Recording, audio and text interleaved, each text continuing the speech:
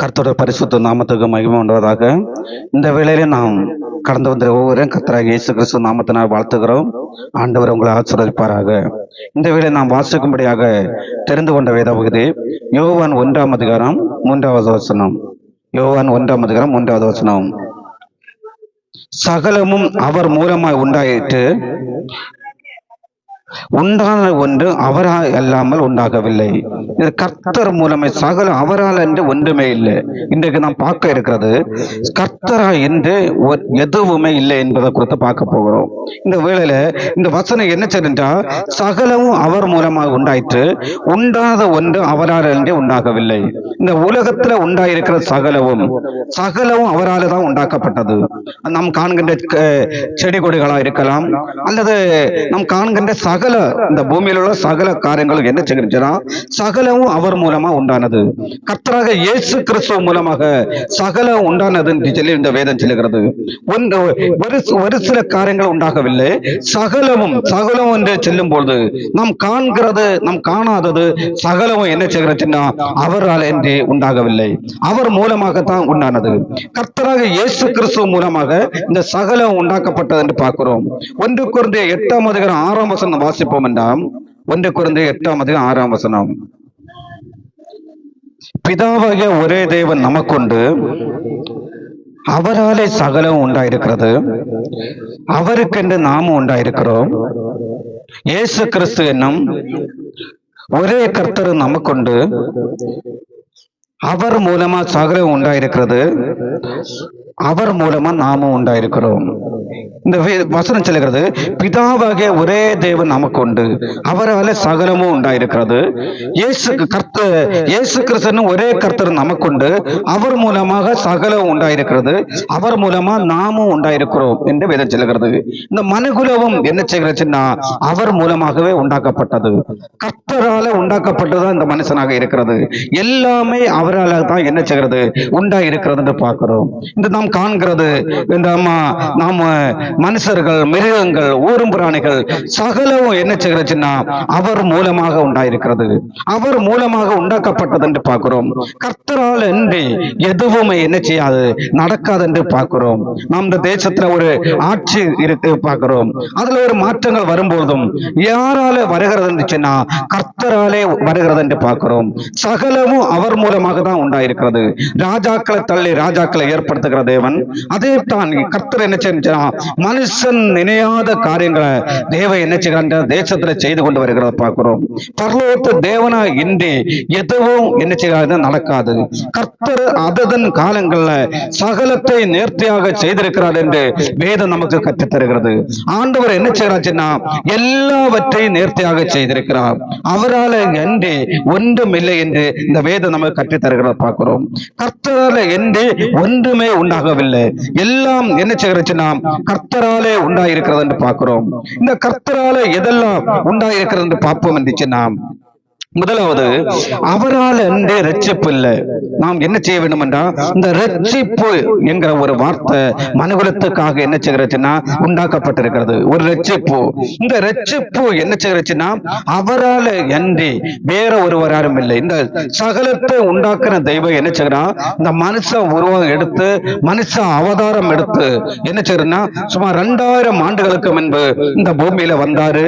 இந்த பூமியில வந்து என்ன செய்தாச்சுன்னா மனுகுல மீட்புக்காக தம்முடைய இரத்தத்தை சிந்தி என்ன செஞ்சா ஒரு மீட்பை உண்டு பண்ணதை பார்க்கிறோம்.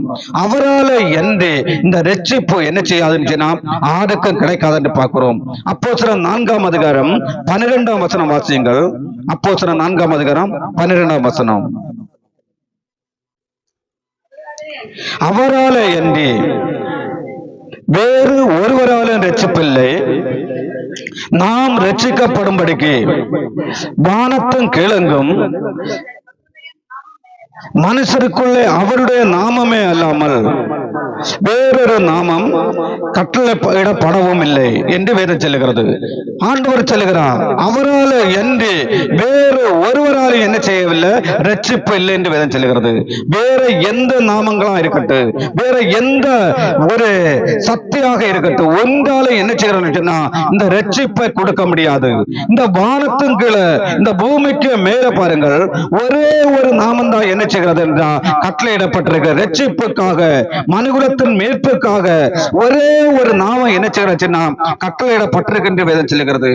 ரட்சிக்கப்படுவதற்கு வானத்தின் கீழே மனுஷனுக்குள்ள அவருடைய நாமம் இல்லாமல், கர்த்தராக இயேசு கிறிஸ்துவோட நாமமே அல்லாமல் வேறொரு நாமம் என்ன செய்யவில்லை, கட்டளையிடப்படவில்லை என்று சொல்லி இந்த வேதம் நமக்கு ஒரு சுட்டி காட்டுகிறத பார்க்கிறோம். இந்த வேதம் நமக்கு என்ன செய்யணும், ஆணித்தரமாக அதை சொல்லுகிறது. வேற எந்த நாமத்தினால என்ன செய்ய முடியாது, இந்த ரட்சிப்பை பெற்றுக்கொள்ள முடியாது. இந்த ரட்சிப்பை பாருங்கள், வேற எந்த ஒரு நாமம் என்ன செய்யவில்லை, மனுகுலத்தின் மீட்புக்காக வேற எந்த ஒரு நாமம் கொடுக்கப்படவில்லை. வேற நாம் ஆறு வணங்கினாலும் ஆறு தொழுது கொண்டாலும் என்ன செய்யாது, ரட்சிப்பு ஒரு மனிதனுக்கு உண்டாகாது. ரட்சிப்புக்காக கொடுக்கப்பட்ட ஒரு நாமம் இருந்துச்சுன்னா அது கர்த்தராக இயேசு கிறிஸ்துவோட நாமமாக இருக்கிறது. இந்த நாமத்தை விசுவாசிக்கிறவர்கள், இந்த நாமத்தை நம்புகிறவர்களுக்கு என்ன செய்யா இந்த ரட்சிப்பு கிடைக்கும் என்று பார்க்கிறோம். ரட்சிப்புக்கு கொடுக்கப்பட்ட ஒரே நாமம் கர்த்தராக இயேசு கிறிஸ்துவோட நாமம். யோவான் 3ஆம் அதிகாரம் 17ஆம் வசனத்தை நாம் வாசிப்போம் என்றாம். யோவான் 3ஆம் அதிகாரம் 17ஆம் வசனம். உலகத்தை ஆக்கினைக்குள்ளாக திறக்கும்படி தேவன் தம்முடைய குமாரனை உலகத்தில் அனுப்பாமல் அவராலே உலகம் ரட்சிக்கப்படுவதற்காகவே அவரை அனுப்பினார். உலகத்தை ஆக்கினை தீர்ப்புக்காக, உலகத்தை அழிப்பதற்காக என்ன செய்யவில்லை, அவர் குமாரனை அனுப்பவில்லை. உலகத்தை ரட்சிப்பதற்காக என்ன செய்கிறாச்சுன்னா அவரை அனுப்பினார் என்று பார்க்கிறோம். அந்த இயேசு கிறிஸ்து எதற்காக வந்தாச்சுன்னா உலகத்தை ரட்சிப்பதற்காக, உலகத்தை ஆக்கினைக்குள்ளாக தீர்க்க அவர் வரவில்லை. உலகத்தை ரட்சிப்பதற்காக, உலகத்துக்கு ஒரு ரட்சிப்பை கொடுப்பதற்காகத்தான் இந்த கர்த்தராக இயேசு கிறிஸ்து இந்த பூமியில வந்தார் என்று வேதம் சொல்லுகிறது. இந்த மனுகுலத்தை என்ன செய்தா, ஒரு மீட்பு இல்லாதபடி மனுகுலம் அழிந்து கொண்டிருந்த போது மாட்டு ரத்தங்கள் சிந்தி என்ன செய்கிறார்கள், மனுஷன் பல மதங்கள் என்ன செய்கிறது, இந்த ரட்சிப்புக்காக ஒரு வழியை வகுத்து கொடுத்த பிரபலம் என்ன செய்யல, மனுகுலத்துக்கு ஒரு மீட்பு இல்லாதபடி மனுஷன் பாவியாக, பாவத்தின் சம்பளம் மரணமாக என்ன செய்கிறது, மனுஷனை மாறிக்கொண்டிருந்த நாட்கள்ல ஆண்டவர் என்ன செய்யறச்சுன்னா தம்மை தாமே வறுமையாக்கி அடிமை ரூபம் எடுத்து மனுஷ சாயலாக வந்தார் என்று வேதம் சொல்லுகிறது. அவர் ஒரு குமாரனாக தம்மை வெறுமையாக்கி என்ன செய்கிறார், குமாரனாக இந்த பூமியில வெளிப்பட்டதை பார்க்கிறோம். அவர் உலகத்தை ஆக்கினைக்குள்ளாக தீர்க்கும்படி வரவில்லை, உலகத்தை ரட்சிப்பதற்காக, இந்த உலகத்தை மீட்பதற்காக, உலகத்தில் உள்ள மனுகுலத்தை ரட்சிப்பதற்காக என்ன செய்தார், இந்த பூமிக்கு வந்தார். இந்த கர்த்தராக இயேசு கிறிஸ்துவை ஆறு விசுவாசிக்கிறார்கள் என்ன செய்ய இந்த ரட்சிப்பை என்ன செய்வார்கள், பெற்றுக் கொள்வார்கள். இந்த இப்படிப்பட்ட ஒரு ரட்சிக்கிற தேவன் என்ன செஞ்சான், வேற ஒரு இடமும் இல்லை என்று சொல்லி பார்க்கிறோம். இந்த ரட்சகரை கண்ட ஒரு மனுஷன் இந்த வேதத்தில் நாம் வாசிப்போம் என்றால் ஆரம்பிச்சுனா நோபுகாத் நேச்சர் என்கிற ஒரு அரசன் இருந்தான். கிறிஸ்து பிறப்பதற்கும் சுமார் ஒரு 1000 ஆண்டுகளுக்கு முன்பு வாழ்ந்து கொண்டிருந்த ஒரு மனுஷன் தான் ஆறா இருக்கிறாச்சுன்னா நோபுகாத் நேச்சர் என்கிற மனுஷன். இந்த நோபுகாத் நேச்சர் என்கிற மனுஷன் என்ன செய்கிறாச்சுன்னா ஒரு என்னன்னா ஒரு குறிப்பிட்ட தேசங்களை, முக்கியமான எல்லா தேசங்களும் ஆளுகின்ற ஒரு கணம் பொருந்தின ஒரு பெரிய ஒரு ராஜாவாக என்ன செய்கிறாச்சுன்னா இந்த நோபுகாத் நேச்சர் இருந்தான். இந்த நோபுகாத் நேச்சர் எல்லா தேசங்களும் ஆழ்ந்து கொண்டிருக்கும் போது அவனுக்கு ஒரு ஆசை வந்தது. என்னச்சுன்னா தன்னக்க தெய்வத்துக்கு ஒரு சிலை உண்டாக வேண்டும், ஒரு சிலையை உருவாக்க வேண்டும் என்று என்ன செய்கிறாச்சுன்னா இந்த நோபுகாத் நேச்சர் ஆசைப்படுகிறத பார்க்கிறோம். அவன் என்ன செய்கிறாச்சுன்னா தானியேல் 3:1 அதிகாரம் வாசிக்கும் போது அவன் ஒரு சிலையை அங்க என்ன செய்கிறான், உருவாக்குறத பார்க்கிறோம். அவன் என்ன செய்யறான்னுச்சுன்னா அங்க செல்லப்படுகிறது 60 அடி உயரமும் 30 அடி என்ன 60 அடி உயரமும் 60 முழ உயரமும் 30 முழ இந்த 6 முழ இந்த வீதி முள்ள என்ன செய்யறான், அகலம் உள்ள ஒரு சிலையை என்ன செய்கிறான் இந்த நோபுகாத் நேச்சர் செய்கிறான். தன்னுடைய தெய்வத்துக்காக என்ன செய்யறாச்சுன்னா தங்கத்தினால ஒரு சிலை செய்கிறத பார்க்கிறோம். தானியேல் 1ஆம் அதிகாரம் 3ஆம் அதிகாரம் 1ஆம் வசனம் வாசியுங்கள். 3ஆம் அதிகாரம் 1ஆம் வசனம்.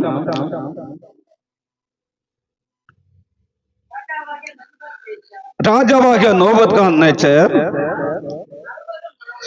60 முழ உயரமும் 6 முழ அகலவுமான ஒரு பொற்சிலையை பண்ணி வைத்து பாபிலோன் மாகாணத்தில் இருக்கிற ஊரா என்னும் சமபூமியில நிறுத்தினான். அங்க பாருங்கள், அவன் என்ன செய்யறான், ஒரு பொற்சிலையை வச்சிருக்கிறான். 60 முழ உயரம் என்று செல்லும் போது சுமார் 90 அடி உயரம், 90 அடி பொக்கவும் 6 முழ அகலம் என்று செல்லும் போது 9 அடி என்ன செய்கிற வீதி உள்ள ஒரு சிலை, 90 அடி பொக்கவும் 9 அடி வீதி உள்ள ஒரு சிலையை என்ன செய்கிறாச்சுன்னா தங்கத்தினால செய்து கொண்டு என்ன செய்கிறாச்சுன்னா அவன் நடத்துகிறத பார்க்கிறோம். அவன் ஒரு தங்கத்தினால ஒரு சிலையை செய்து கொண்டு என்ன செய்கிறாச்சுன்னா தன்னுடைய தேசத்துல வைத்துக் கொண்டு அவன் என்ன செய்வாச்சுன்னா சகல உத்தியோகஸ்தர்களையும் சகல என்ன செய்யறான், தன்னுடைய தேசத்துள்ள சகல ஜனங்களை என்ன செய்யறாச்சுன்னா இந்த சில பிரதிஷ்டைக்காக என்ன செய்யறாச்சுன்னா அழைக்கிறத பார்க்கிறோம்.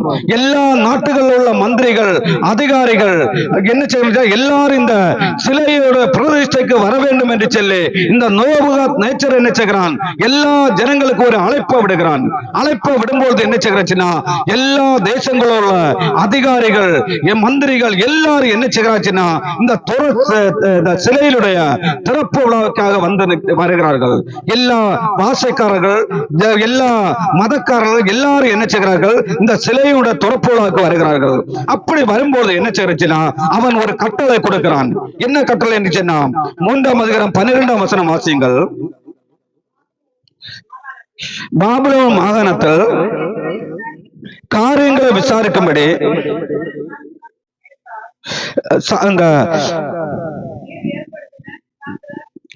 நீர் ஏற்படுத்தின சாத்ரா மேஷாக் ஆபேத்நேகோ என்னும் யூதராக மனுஷர்கள் இருக்கிறார்களே, அவர்களை ராஜாவாகிய உம்மை மதிக்கவில்லை. அவர்கள் உம்முடைய தேவர்களுக்கு ஆராதனை செய்யாமலும் நீர் நடத்தின பொருட்சிலவே பணிந்து கொள்ளாமலும் இருக்கிறார்கள் என்றார்கள். அங்க பாருங்கள், அங்க என்ன செய்யறச்சுன்னா இந்த பொற்சிலையை என்ன செய்ய வேண்டும், அந்த சகல கீத வாக்கியம் அங்க முழங்கப்படுகிறது. இந்த கீத வாக்கியங்கள் முழங்கப்படும் போது எல்லாரும் இந்த பொற்சிலைகளை விழுந்து பணிந்து கொள்ள வேண்டும், விழுந்து தொழு கொள்ள வேண்டும் என்கிற ஒரு கட்டளை கொடுக்கும் போது இந்த சாத்ரா மேஷாக் ஆபேத்நேகோ என்கிற 3 வாலிபர்கள் என்ன செய்கிறாச்சுன்னா அதை வணங்காதபடி நிற்கிறத பார்க்கிறோம். அவர்கள் என்ன செய்கிறார்கள், வணங்காதபடி நிற்கும் பொழுது அவர்கள் என்ன செய்யறாச்சுன்னா வணங்காதபடி நிற்கும் போது இந்த செய்தி எங்க வருகிறதுன்னா ராஜாவாக நேபுகாத்நேச்சர் கிட்ட வருகிறது.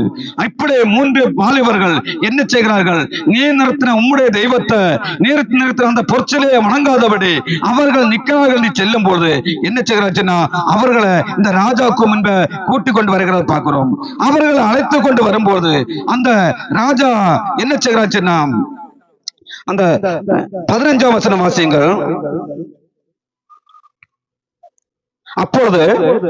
இப்பொழுதும் எக்காலம் நாகசுரம் கிண்ணாரம் வீணை சுரமண்டலம் தம்பூரு முதலான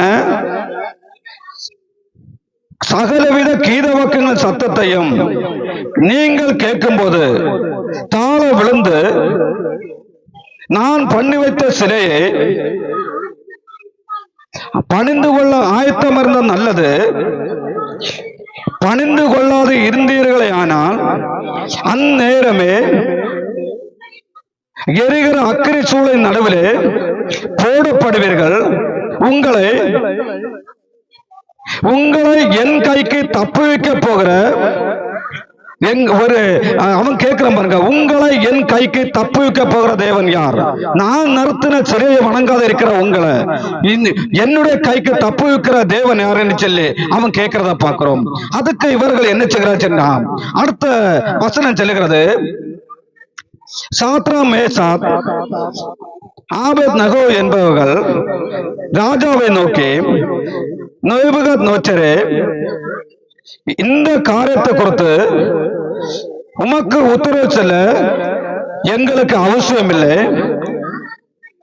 நாங்கள் ஆராதிக்கிற எங்கள் தேவன் நாங்கள் ஆராதிக்கிற எங்கள் தேவன் எங்களை தப்புவிக்க வல்லவராயிருக்கிறார். அவர் எரிகிற அக்கினி சூளைக்கும் ராஜாவாகிய உம்முடைய கைக்கும் நீங்களாக்கி விடுவிப்பார். விடுவிக்காமல் போனாலும் நாங்கள் உம்முடைய தேவர்களுக்கு ஆராதனை செய்வதும் இல்லை, நீர் நிறுத்தின பொற்சிலே பணிந்து கொள்வதும் இல்லை என்கிறது ராஜாவாகிய உமக்கு தெரிந்திருக்க கடவுது என்று சொல்லுகிற பார்க்கிறோம். ஒரு ராஜா பாருங்கள், அந்த ராஜா நினைச்சா ஒரு செகண்ட்ல என்ன செய்ய முடியும்? 3 பேரையும் கொல்ல முடியும். அக்கினி சூழ என்ன அக்கினி சூழ நெருப்பினால எரிமூட்டப்பட்டு இருக்கிறது. இதில் ஆரெல்லாம் பணிந்து கொள்ள இருக்கிறார்களோ அவர்கள் இந்த அக்கினி சூளையில போடப்பட வேண்டும் என்று சொல்லி அங்க ஒரு தீர்மானம் இருக்கிறது. இந்த தீர்மானங்களை எல்லாம் இருந்த பின்பும் அவை என்ன செய்யலாம்? நாங்கள் ஆராதிக்கிற தேவனை தவிர வேற ஒரு தேவனை நாங்கள் பணிந்து கொள்ள மாட்டோம்.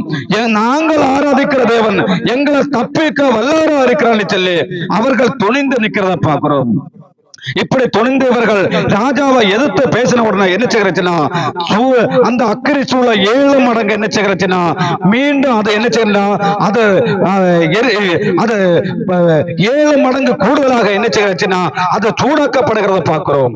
அப்படி சூடாக்கப்பட்டு இந்த 3 தேவ பிள்ளைகளை என்ன செய்கிறாச்சுன்னா கையும் காலும் கெட்டிக்கொண்டு அந்த அக்கினி சூழலை கொண்டு போக பார்க்கிறோம்.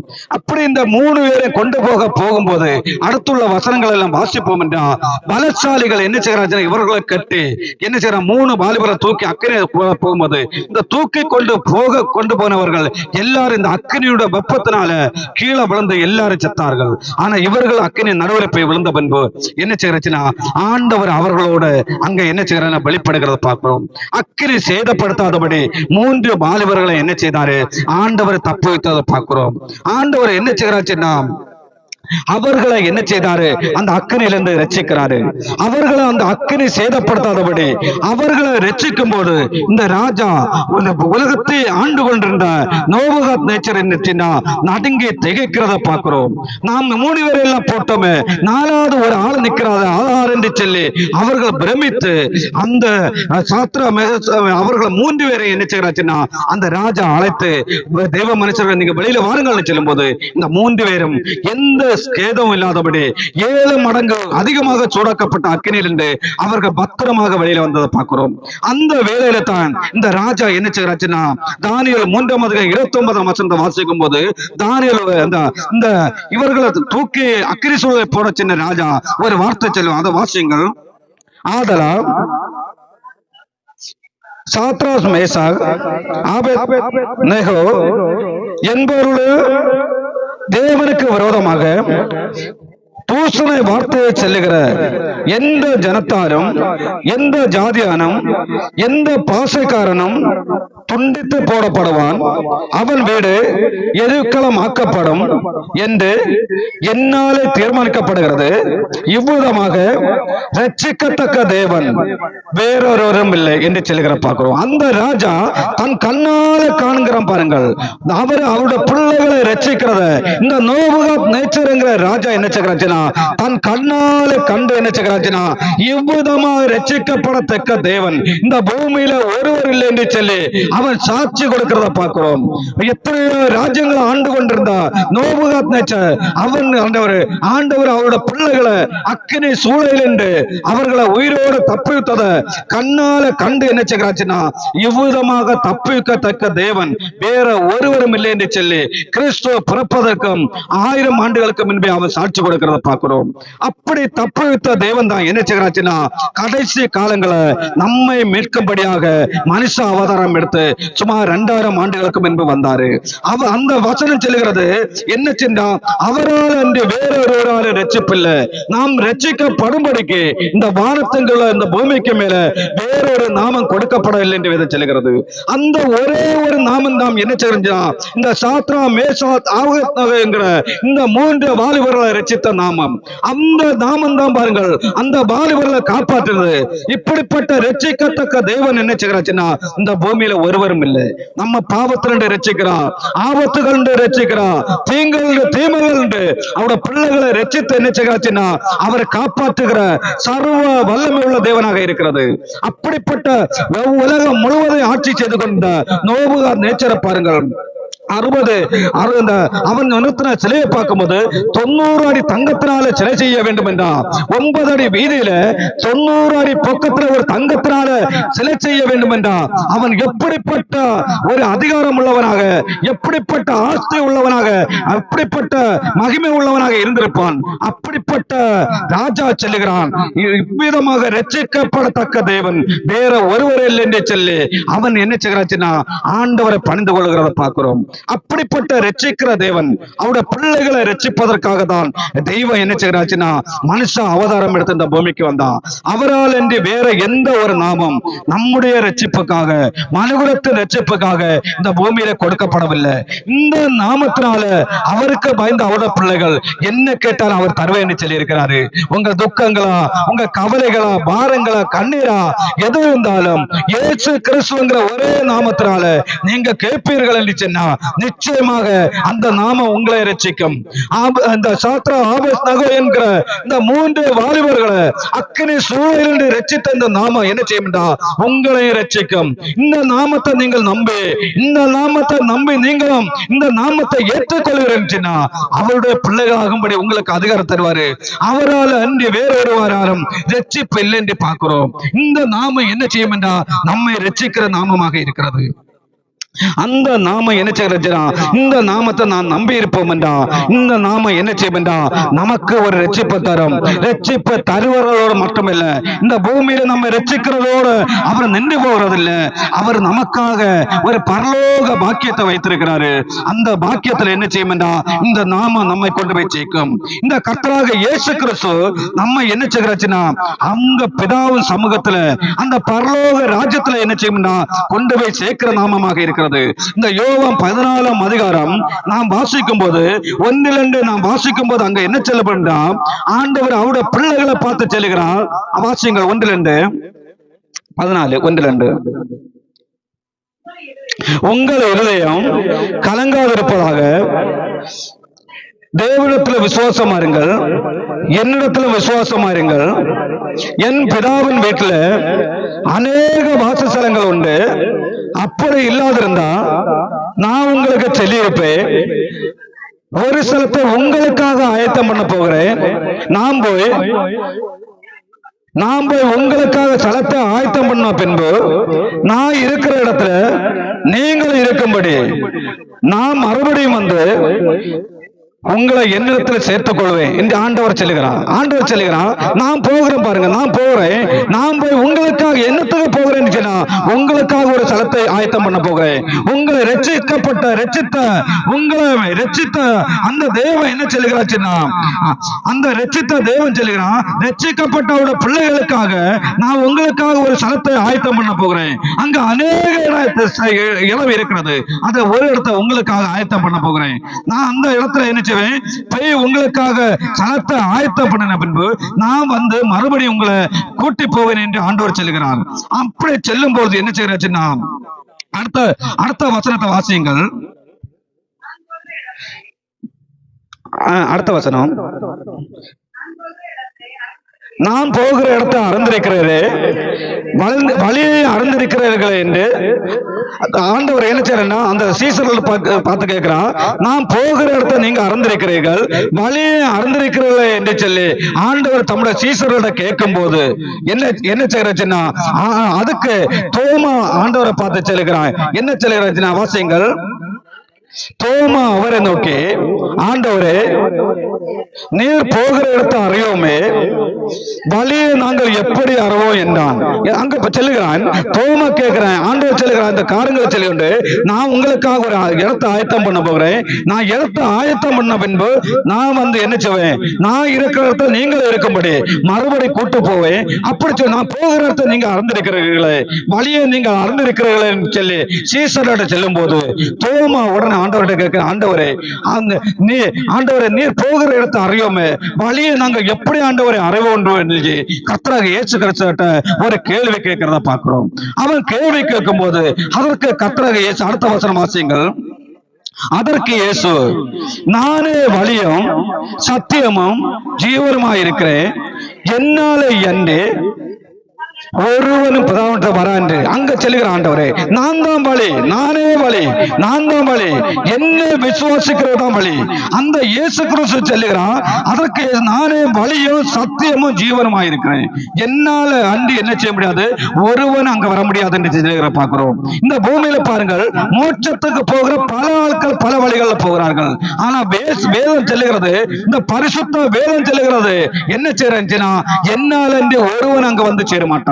என் மூலமாக வருகிறவன் எந்த ரட்சிப்பை பெற்றுக்கொண்டு இந்த ரட்சிக்கிற தெய்வத்தை நம்பி விசுவாசித்து அவருடைய பிள்ளைகளாக மாறி அவர் காட்டிய வழிகளில் நடந்து ஆரெல்லாம் இந்த இயேசு கிறிஸ்துவை பின்பற்றுகிறார்களோ இவர்கள் என்ன செய்வார்கள், கிறிஸ்துவங்கிற வழியாக என்ன செய்வார்கள், அந்த பரலோக ராஜ்யத்தில் போவார்கள் என்று வேதம் சொல்கிறது. அந்த பரலோக ராஜ்யத்தில் என்ன செய்வார்கள், அவர்கள் இந்த வழியாக போவார்கள். கிறிஸ்து என்கிற வழியில போகும்போது இந்த பூமியில நம் கண்ணு மூடும்போது நமக்காக ஒரு இடம் என்ன செய்கிறதுன்னா பரலோகத்தில் ஆயத்தம் பண்ணி வைத்திருக்கிறாரு. அவர் கண்டிப்பாக என்ன செய்வாருன்னா மீண்டும் வருவாரு. நம்ம என்னைக்கு வருகிறார் என்று சொல்ல முடியாது. ஏனென்றால் அவர் வருகிற நாள் ஒரு மனுஷனுக்கு தெரியாது. எல்லாரும் ரட்சிக்கப்பட வேண்டும், எல்லாரும் இந்த மீட்பை பெற்றுக் கொள்ள வேண்டும் என்று சொல்லி அவர் தம்மையும் என்ன செய்கிறதுன்னா நீடிய பொறுமையோடு காத்து கொண்டிருக்கிறாரு. அவர் ஒரு நாள் வருவார் பாருங்கள். அவர் வரும்போது அவருடைய பிள்ளைகள் என்ன செய்வார்கள், அவரோடு எடுத்துக் கொள்ளப்படுவார்கள். இந்த பரலோகத்துக்கு எந்த மனுஷன் என்ன செய்யவில்லை, போகவில்லை. இயேசு கிறிஸ்து ஒருவரே, அவர் போனவரும் வந்தவரும் போனவரும் அவர் மட்டும்தான். யோவான் 3ஆம் அதிகாரம் 13ஆம் வசனத்துல நம்ம வாசிப்போம் என்றால், யோவான் 3:13 பரலோகத்தில் இருக்கிறவரும் பரலோகத்திலிருந்து இறங்கினவரும் பரலோகத்தில் இருக்கிறவருமான மனுஷகுமாரனே அல்லாமல் பரலோகத்தை ஏறின ஒருவனும் இல்லை என்று வேதம் சொல்கிறது. இந்த பரலோகத்திலிருந்து இறங்கி வந்த இயேசு கிறிஸ்துவும் இந்த பரலோகத்துக்கு ஏறி போன இயேசு கிறிஸ்துவை தவிர இந்த பரலோக ராஜ்யத்துல என்ன செய்யவில்லை, ஒரு மனுஷனும் போகவில்லை என்று வேதம் சொல்கிறது. அப்படி என்ன மரித்தவர்கள் எங்க போவார்கள், அவர்கள் எங்க போவார்கள், அவர்கள் பரதேசியில போவார்கள். பரலோகத்தில் எல்லாம் பரதேசியில என்ன செய்வார்கள், அவர்கள் இந்த நாட்களை இழப்பாறு கொண்டிருக்கிறார்கள். கர்த்தருக்குள் மறிக்கிறவர்கள் எங்க போவார்கள், பரதேசில போய் இழப்பார்கள். இயேசு கிறிஸ்துவின் வருகைக்கு பின்புதான் என்ன செய்யறா, அந்த பரலோகம் தொடக்கப்படுகிறது. அந்த பரலோகத்தில் என்ன செய்கிறார்கள், அவருடைய பிள்ளைகள் போகிறார்கள். இந்த பரலோகத்தில் போவதற்கு இயேசு கிறிஸ்து என்று வேற வழி இல்லை, அவரால் என்று வேற ஒரு வழியே இல்லை. இந்த இயேசு கிறிஸ்துவ மூலம் தான் என்ன செய்ய முடியும் என்றால் இந்த பரலோக ராஜ்யத்தில் நமக்கு பிரவேசிக்க முடியும். அதனால தான் இயேசு கிறிஸ்து சொல்லுகிறது, எல்லாரும் ரட்சிக்கப்படுங்கள், எல்லாரும் இந்த ரட்சிப்பை பெற்றுக் கொள்ளுங்கள், எல்லாரும் என்ன செய்யுங்கள், இந்த ரட்சிப்பை பெற்றுக் கொள்ளுங்கள் சொல்லி எல்லா ஊழியக்காரர்களும் இன்னைக்கு ஜனங்களோடு போதித்துக் கொண்டிருக்கிற காரியம், இந்த ரட்சிப்பை எல்லாரும் பெற்றுக் கொள்ளுங்கள். இயேசு கிறிஸ்துவின் வருகையில அவர்களை போக்கு அடையாளம் என்ன, ரட்சிப்பாக இருக்கிறது. இந்த ரட்சிப்பை பெற்றுக் கொள்ளாதபடி இயேசு கிறிஸ்துவின் வழியினாலே இல்லாதபடி நமக்கு என்ன செய்ய முடியாது, பரலோக ராஜ்யத்தில் போக முடியாது. நாம் பரலோக ராஜ்யத்தை போகணும் என்கிற ஆசை இன்னைக்கு கிறிஸ்தவர்கள் எல்லாருக்கும் மத்தியில் இருக்கிறது. ஆனா அதுக்கு ஒரு ரட்சிப்பை பெற்றுக் கொள்ள வேண்டும், அவருடைய பிள்ளைகளா மாறுகிற அதிகாரம் பெற வேண்டும் என்கிற என்ன செய்கிறாச்சுன்னா அது ஜனங்கள் ஏற்றுக்கொள்ளாதபடி அவர்கள் என்ன செய்கிறாச்சுன்னா அதை நிசாரமாக விடுகிறத பார்க்கிறோம். நான் அப்படி விடக்கூடாது பாருங்க. ரட்சிப்பு அது முக்கியமாக இருக்கிறது. அது ஆவி ஆத்மா சரீரத்தை நமக்கு ரட்சிப்பு சொல்லும் போது இப்ப நம்முடைய எல்லா சூழலிலும் இந்த தேசத்திலிருந்து ஆபத்துகள் துக்கங்கள் கண்ணீர்கள் எல்லாத்திலிருந்து என்ன செய்யும் என்றால் இந்த ரட்சிப்பு நம்மளை காப்பாற்றும் என்று பார்க்கிறோம். இந்த சாத்ரா ஆபத்நகோ என்கிறவர்களுக்கு ஒரு ஆபத்து வந்தது பாருங்கள். அந்த அக்கறை சூழலில போடுகின்ற ஒரு நாட்கள் வந்த போது வர ஆண்டவர் அவருக்கு இறங்கி அவர்களை காப்பாற்றினது போல ஆபத்து காலத்தை என்ன நோக்கி கூப்பிடு, நான் விடுவிப்பேன் ஆண்டவர் சொல்லி இருக்கிறாரு. எல்லா தீங்குகளிலையும் ஆபத்துகளை அவரை நோக்கி பார்க்கும் போது, நம்முடைய தேவைகள் அவரை நோக்கி பார்க்கும் போது அவர் ரட்சிக்கிற தெய்வமாக இருக்கிறார். அது மட்டுமல்ல, அவர் என்ன செய்கிறாச்சுன்னா நமக்காக ஒரு ஸ்தலத்தை ஆயத்தம் பண்ணி கொண்டு அந்த ராஜ்யத்துல கொண்டு போவதற்காக நமக்காக காத்து கொண்டு இருக்கிறாரு. அவரால் என்று நாம் ஒருவரால் என்ன செய்ய முடியாதுன்னா அந்த ராஜ்யத்துக்குள்ள போக முடியாது.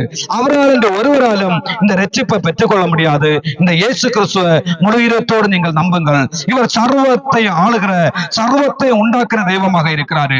அதுதான் வேதம் சொல்ல, அவரால் என்று ஒன்று என்ன செய்யவில்லை, உண்டாக்கப்படவில்லை. நாம் காண்கிறதா இருக்கலாம், நாம் காண்கிற செடி கொடி முதல், நாம் காண்கிற ஆடு மாடுகள் முதல், பறவைகள் முதல் சகலவும் இந்த இயேசு கிறிஸ்துவினால உண்டாக்கப்பட்டதாக இருக்கிறோம். நாம் காண்கிற வானம் பூமி, நாம் காண்கிற கடல்கள் மலைகள் ஆறுகள் எல்லாமே தெய்வத்தால் உண்டாக்கப்பட்டதாக இருக்கிறது. நாம் என்ன செய்ய வேண்டும், சகலத்தை உண்டாக்குற தெய்வத்தை இந்த வேளையில நம்புவீர்கள் என்று சொன்னா இந்த ரட்சிப்பை தருவதற்காக கர்த்தராகிய இயேசு கிறிஸ்து ஆயத்தமாக இருக்கிறத பார்க்கிறோம். இந்த வேளையில கண்களை அடைத்து அந்த சரங்களை உண்டாக்குற சர்வ தேவனை நான் எனக்கு வேணும் என்று சொல்லி அவரை முழுவத்தோடு நம்பியவர்கள் என்று சொன்னா அவர் அந்த ரட்சிப்பை தருகிற தெய்வமாக இருக்கிறார். அவரை பிள்ளைகளாக உங்களை மாற்றுவாரு. ஒரு ரட்சிப்பை சந்தோஷத்தை தருவார் பாருங்கள். அது இந்த உலகத்தால் கிடைக்க முடியாத சந்தோஷம். அப்ப அந்த தாவீது அது செல்லும் போது தானிய திராட்சரசம் பெருகி இருக்கிற காலத்துல உண்டாகிற சந்தோஷத்தை பார்க்கலாம், அதிக சந்தோஷம் என்னுடைய இருதயத்தை தந்தீர் என்று சொல்லி அந்த சங்கீதக்காரன் சொல்லுகிறவர் பாருங்கள். அது ஒரு அதிக சந்தோஷத்தை உங்களை இருதயத்தில் தரும். உங்கள் துக்கத்தை மாற்றும், உங்கள் கவலைகளை மாற்றும், உங்கள் கண்ணீர் வார்த்தைகளை மாற்றும். இந்த சந்தோஷத்தை தேவன் தந்து உங்களை ரட்சித்து அவருடைய பிள்ளைகளாக மாற்றி இந்த பூமியில ஒரு சமாதானமா வாழ்கின்ற ஒரு பாக்கியத்தை உங்களை தர இருக்கிறாரு. அதுக்காக தான் இந்த ரட்சிப்பை பெற்றுக் கொள்ளுங்கள். தேவரை என்ன ரட்சிங்க ஆண்டவரே, ஏசப்பா என்ன ரட்சிங்க, நான் உண்மை நம்புகிறேன் என்று சொல்லி இந்த வேலையில அவருக்கு நீங்க ஒப்பு கொடுப்பீர்கள். இந்த ரட்சிப்பை சந்தோஷத்தினால முடிவத்தோடு நம்பும் பொழுது இந்த சந்தோஷத்தை உங்களை தருவாரு. உங்களை ரட்சித்து அவருடைய பிள்ளைகளாக மாற்றுவாரு. அவர் நமக்காக உன்னத பாக்கியங்களை ஆசீர்வாதங்களை தேவன் வைத்திருக்கிற பாருங்கள். நமக்காக ஒரு இடத்தை ஆயத்தம் பண்ணி கொண்டு இந்த ரட்சிப்பை பெற்றுக் கொள்வர்களை கூட்டி போவதற்காக அவர் மீண்டும் வரப்போகிறாரு. இந்த கர்த்தராகிய இயேசுவை நம்பி ஆண்டவருக்கு பிரியமாக வாழ்வதற்காக உங்களை ஒப்பு கொடுங்கள். கர்த்தராகிய இயேசு உங்களை நேசிக்கிறாரு. ஆண்டோட வருகைக்கு ஒவ்வொரு தேவ பிள்ளைகள் ஆயத்தத்தை வாழ வேண்டும். இந்த பூமியில வாழும்போது உங்களுக்கு இருக்கின்ற துக்கம் மாறும், உங்களுக்கு இருக்கின்ற பாரங்கள் மாறும், கவலைகள் மாறும், கண்ணீர்கள் மாறும் பாருங்கள். அப்ப அவன் ஒரு மகா சர்வ வல்லமுள்ள தேவன். என்னுடைய வாழ்க்கையில ஒரு நாட்கள் பாருங்கள், நானும் துக்கப்பட்டவனாக கண்ணீரோடு கவலையோடு வாழ்ந்து கொண்டிருந்தேன். இயேசு என்றைக்கு என்னை ரட்சித்தாரோ என்னுடைய கவலைகள் அன்னைக்கே மாறிவிட்டது. ஆண்டவர் என்னை ரட்சித்த உடனே பாருங்கள் என்னுடைய துக்கம் மாறினது, என்னுடைய கவலைகள் மாறினது, என்னுடைய கண்ணீர்கள் மாறின பாருங்கள். அதே போல இந்த இயேசு நீங்கள் நம்புவீர்கள் இருந்துச்சுன்னா உங்கள் துக்கம் மாறும் பாருங்கள், உங்கள் கவலைகள் மாறும், உங்கள் தேவைகள் எல்லாம் சந்திக்கப்படும். நீங்கள் ஒன்றைக்கு கவலைப்பட வேண்டிய தேவையில்லை. தேவனாக கர்த்தர் சகலத்தை அதுதான் காலத்துல அவருடைய பிள்ளைகளுக்காக ஆண்டவர் நேர்த்தியாக செய்திருக்கிறார் பாருங்கள். இந்த தெய்வத்தை நீங்கள் முருகத்தோடு நம்பி விசுவாசியுங்கள். ஆண்டவரே சோத்திரப்பா, இந்த வார்த்தைகளை கேட்ட பிள்ளைகளுக்காக ஆண்டவரை நோக்கி நாங்கள் ஜெபிக்கிறப்பா. பரிசுத்த தேவனே, ஒவ்வொரு தேவ பிள்ளைகளை ரட்சிங்கப்பா. ஆண்டவரே கவலைகள் மாறட்டப்பா, துக்கங்கள் சந்தோஷமா மாறட்டும் ஆண்டவரே. அப்பா பாரங்கள் மாறட்டப்பா, ஒவ்வொருடைய விட்டு மாறட்டும் ஆண்டவரே. ஒவ்வொரு கர்த்தருக்குள்ள சந்தோஷமா வாழப்பட்டதாக ஆண்டவர் பிள்ளைகள் ஆண்டவரே ரட்சிப்பை சந்தோஷத்தினால நிரப்பும்படியாக ஆண்டவரை நோக்கி நாங்கள் ஜெபிக்கிறப்பா. ஆண்டவரை உம்மை நோக்கி பார்த்த ஒருவர் கூட அப்பா வெட்கப்பட்டு போறது இல்லையாப்பா. ஆண்டவரே பிள்ளைகள் வெட்கப்படுறது ஆண்டவரே அந்த மெய்யான சமாதானத்தை, மெய்யான ரட்சிப்பு சந்தோஷத்தை ஆண்டவரே உமது பிள்ளைகள் பெற்றுக் கொள்ளத்தக்கதாக ஆண்டவர் அனுக்கிரகம் பண்ணும்படியாக ஜெபிக்கிறோம். வந்திருக்கின்ற ஒவ்வொரு தேவ பிள்ளைகளை ஆசீர்வதிங்கப்பா. ஆண்டவர் அவருடைய பாரங்களை மாற்றுங்க தேவனே. தேவன் அப்படியே செய்ய போறதுக்காக நன்றி. இரத்த கோட்டைகளை மறத்துக் கொள்ளுங்க தேவனே. எல்லாரும் நேசங்களுக்காக ஆண்டவரே மக்கள் நன்றி சொல்றப்பா. உமது இறக்க உமது பிள்ளைகளோடு பெருகட்டும், பெரிய காரியங்களை செய்யும். நல்ல பிதாவே, ஆமென். வானிலும் பூவிலும் மேலான நாமம் வானாதி வானவரே சுவின்